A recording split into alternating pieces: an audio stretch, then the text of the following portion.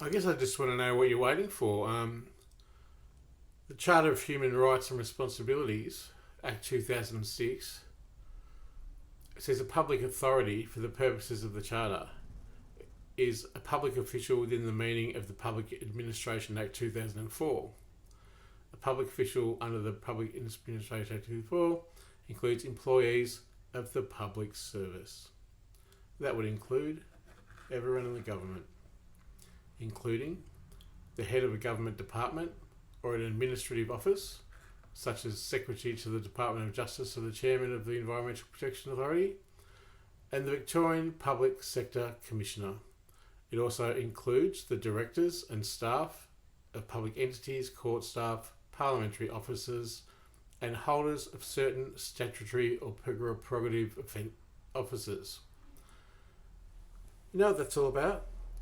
It's about people having recognition and equality before the law. I don't. The cops kicked in my door. Who am I going to tell that about? The cops?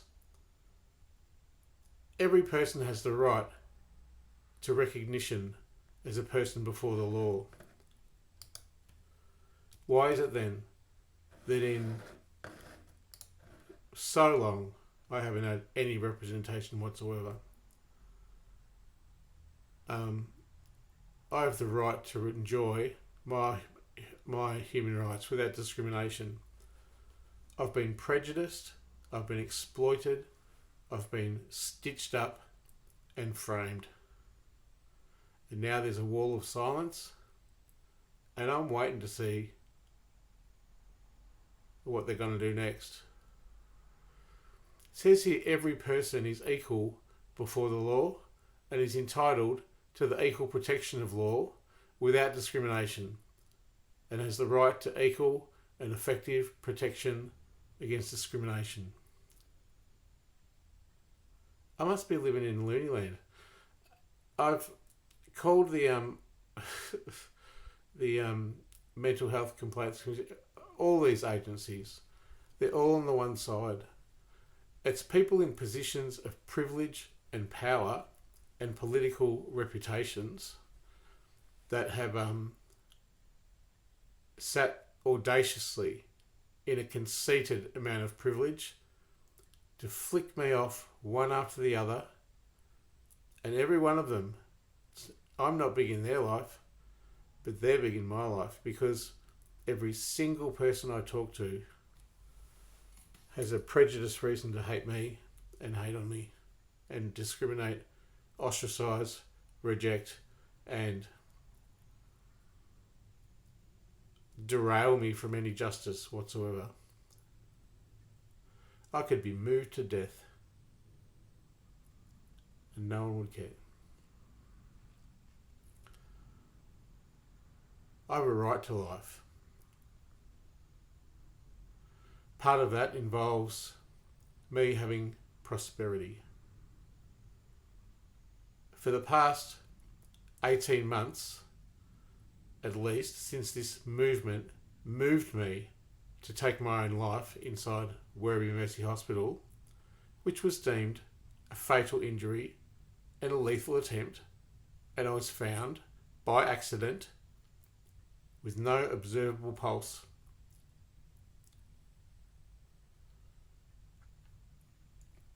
This movement has moved me to kill myself. It is not the agency of my personality, which is proven in track record to be a hopeful, equal rights, equitable, equality.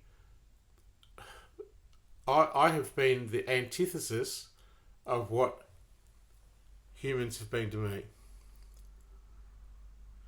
And there's a track record of it for at least 20 years. It says here, in that law, every person has the right to life and the right not to be arbitrarily deprived of life. I see you, police. I see you stitched up, and I see you as part of a swarm. I see you as part of the oppressors. my mother, who also told me, bless her dear burdened heart, that I got over that stint in hospital. No, mother, you're a small-minded homophobe, and you believe the libel and slander of anyone who exploits me. You're a terrible person. And Dad, why the radio silence, mate? You say we should keep in touch. Gee, that's nice. It's nice to hear from you. And Brad. Hey, Brad. It's nice to hear you and Kira have been talking to Jeff. Jeff, the DHHS advocate that was coincidentally sent my way. It's great to know we can keep in touch and that you can witness me suffer in agony from afar, because that's a brave and proud and loving thing to do for your blood brother. It's my sister Jodie. I see you. I see a scared person, one who is stamped with a very indelible stamp of my brutally basic mother, who willfully chooses ignorance to fit in, and in doing so, she lives in delusion. And Mum and Dad stamped that impression on all of us, and have a house, buy kids, have a house and get married, have kids. It wasn't my story, and it hasn't been my story.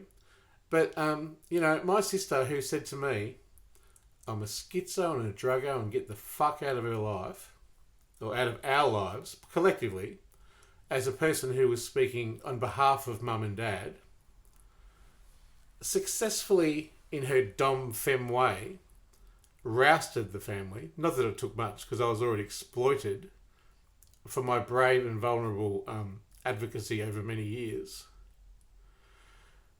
And she's gone ahead and she says I'm on drugs. Like, what kind of drugs did you take, honey? I mean, I was the perfect person to talk to you about your post-human child. I was. I've got a doctorate on it. A doctorate. And I really could have been of value to you in the secret shame that is the love of your life, your child. It's beautiful. I think it's very sad that you get everyone to toe the party line like it's some shameful secret. It's just shit house.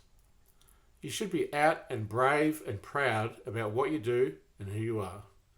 And you have absolutely acted with an audacious amount of privilege and favouritism within this family to then cast my ballot aside after I was in a vulnerable spot and you kicked me when I was down and out. And that's a brutally oppressive thing to do. And, the apologist of Mum, she's going through some hard times at the moment. Yeah, well, we all go through hard times, but I don't see anyone running to my back saying, gee, shit, what's happening to Rich? Have you heard? He's actually fucking been killed from this oppression. And for fuck's sake, if we don't help him, he's going to die. Where did that voice go? Where is that person? I don't see anyone in my midst to say, well, it's shit he's intelligently rendered a fucking vagrant and we supply him with a drug supply, systemically and secretly, not so secretly. And then I'm followed through all the apps and all the that I've got my computer bugged and my phone bugged, and weird people ringing me, and there's no real concrete division between what's the real and what's the unreal anymore. Because as the unwitting centre of an elaborate conspiracy to pervert the course of justice, which will be proven in the High Court, that I'm of the view, here comes the cops, I'm of the view that there is a systemic injustice. Isn't it funny that no one said, oh, well, Steve should pay Rich some money when they broke up? Isn't that weird? You know why? Because clever, narcissistic people always convince other people who are of lesser character of libel and slander, and they play into the weaknesses already vulnerable in those satellite people, even if they are your own blood and bone. Isn't it weird that every time I was incarcerated, I'd just sent Stephen Isonides a bit of thing to his legal person to get an atonement for the absolute deceit of that relationship, whereby, I might say, every year Mum and Dad would send Steve a card saying, and thanks for looking after Rich, as if I was a burden to offload. And that's the truth. But I see you, you shallow-minded, facetious, simple people. And I see that you're scared. And I see that you're hurting. But no one's ever reached out to me to say, wow, are you hurting? All people have done to me is to identify illness and to exploit already existing vulnerabilities in which I could be further oppressed. Because it's easier to identify me as mad, even though I've got a doctorate, and pinning your own conscious or unconscious neuroses onto me and labelling me with it and burdening and scapegoating with it and literally pinning them on my back and sending me out in the wilderness to die. And then even after I die,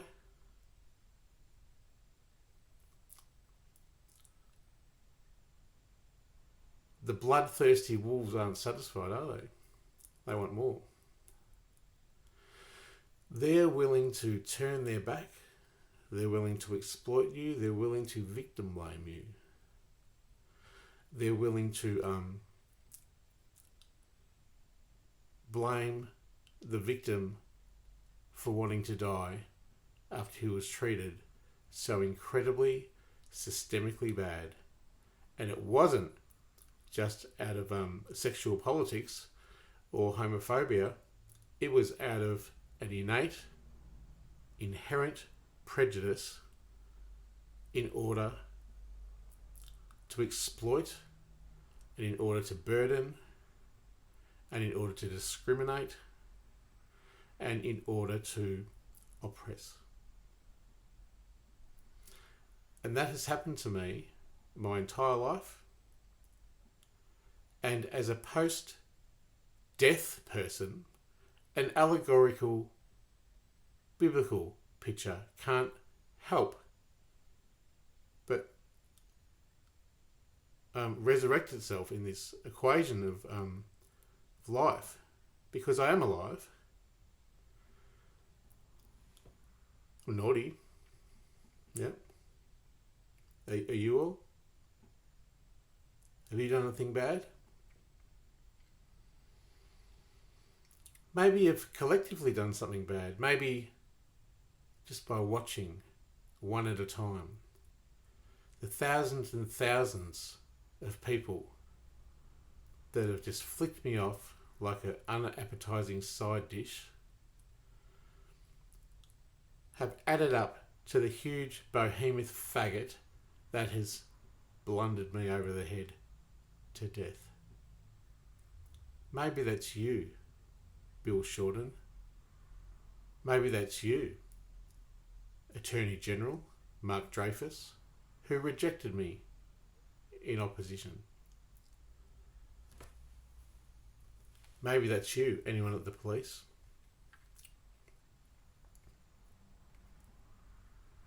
Maybe we identified me, such as other agencies have, the AAT, Comcare, insurance, my job, my own sexual abuse case where I was the victim. And no one believed me. Because I'm mad. And further to that,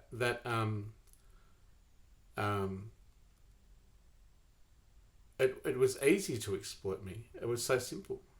I'd already paved the way by being brave and courageous, pro-feminist, educational, and I guess naive in the way that I had hoped people would understand. But in actual fact, it only gave them a reason to hate on me and to exploit me and further shame me for something that's not my shame.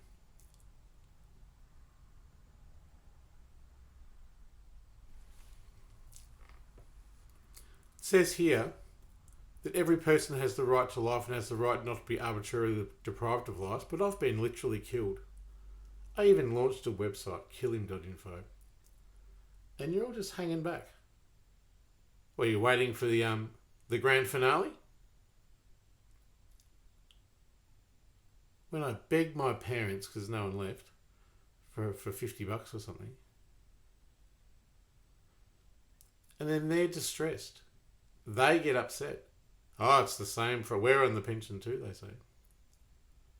Yeah, you've had the agency of not being exploited, identified, vilified and victimised systemically by the whole of society for your whole life, and you live in a house. I'm sorry to be a secret shame, and I'm sorry to be such a public outspoken person, and now you're embarrassed that your simple-minded nature has been called out.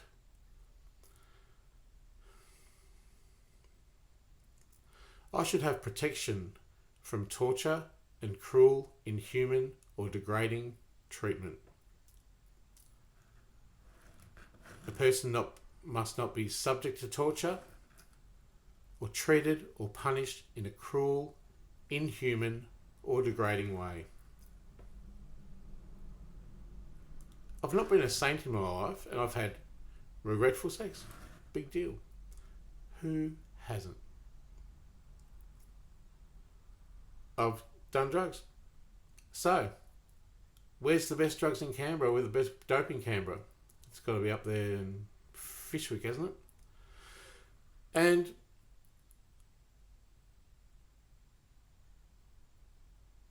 I'm not a saint, but I'm a spirit having a human experience, and I deserve the opportunity, as was given to me, for another chance. But the world's not willing to give that to me, even if I beg to give my detriment away. It says here I should have privacy, reputation. A person has the right not to have my privacy, family, home or correspondence unlawfully or arbitrarily interfered with. Well, I mean, what a disaster that is.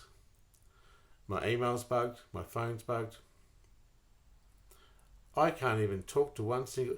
the reason for intercepting communications is to edit it and change it or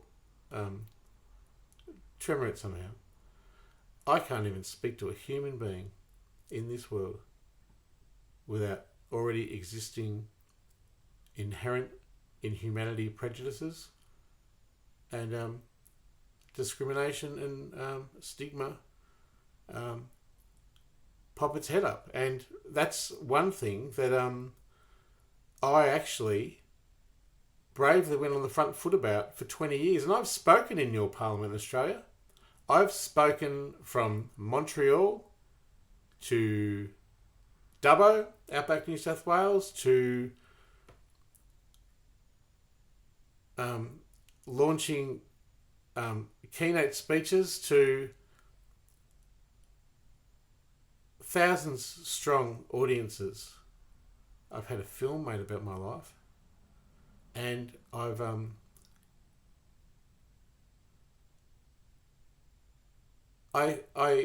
humble in that I thought that I was small, but I guess I'm bigger than I thought I was, and I deserve some equitable, equal, and universal love from the other humans. But I'm gonna have to. Sadly, and I weep, is bloody forgive you all, because you're all scared. You're all scared of what they think. You're all scared of what other people think.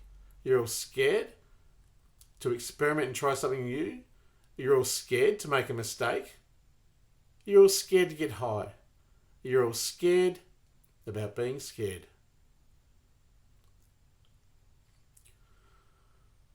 Well, I'm scared because I don't know what you're all going to do next. I've been rendered intelligently designed by this facetious and shallow government with thousands and thousands of political pawns playing to the hand of we oppress you, we deny you privilege, we keep you silent, you're kind of protected, and we're just waiting for you to do something in which we can really fucking nail in the hammer.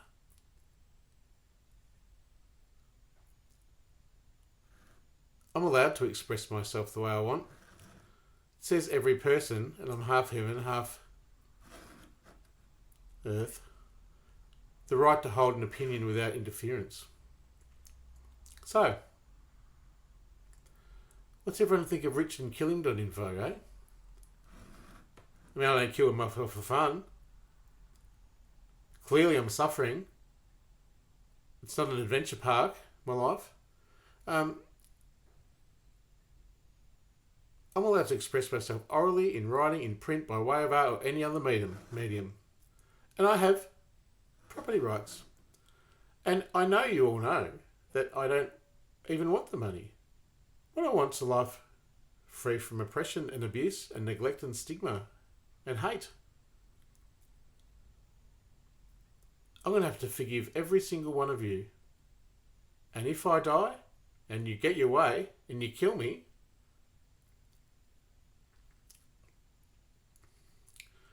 the Almighty is not going to be very fucking happy, and neither am I.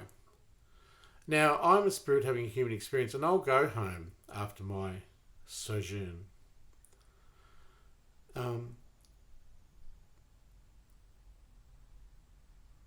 But I just want you all to know that I see you. I hear you. I'm rationally paranoid. And yet,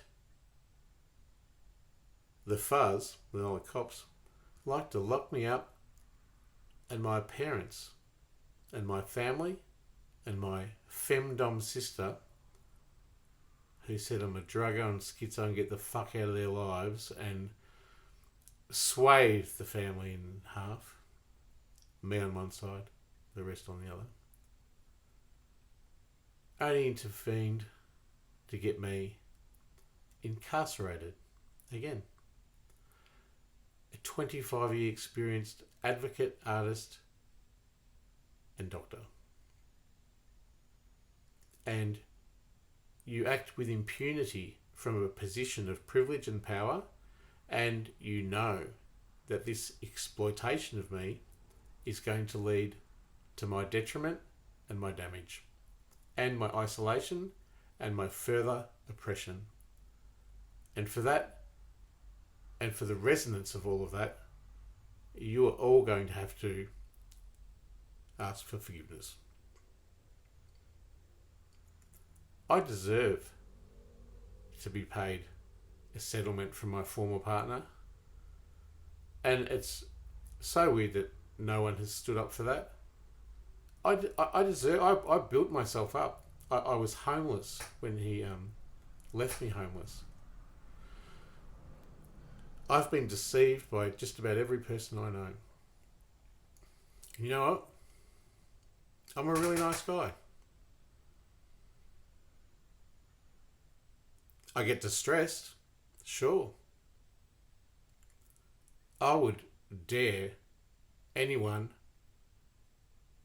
put their hand up to have my experience in this manifestation and the prejudice and discrimination and persecution that I've endured, that killed me and then has been sadly covered up, whereby the government has ratified that I have had to live in abject poverty for 18 whole months. First on job seeker when I was already on sick leave, and then on the DSP, which is about $1,400 a month. My rent's $1,646 a month. What do you think I've been fucking doing for the last year and a half? Where's my mates? Matt Fonos, Sam, Kylie, Susie. Where are you all? I know you all got your own lives. But you know this. I've walked the walk. I've been the victim. I know what it's like. I just had hoped that someone would see that was the case for me too, but only amplified in not a linear but exponential way. I'm strong. I'm extremely vulnerable. People are watching and they've framed me. Yep. And they're waiting. And everyone's waiting. But I see you. And the sad thing is, if the elongation of life comes my way and I have to give away everything I had again, I'm going to have to forgive you all for it.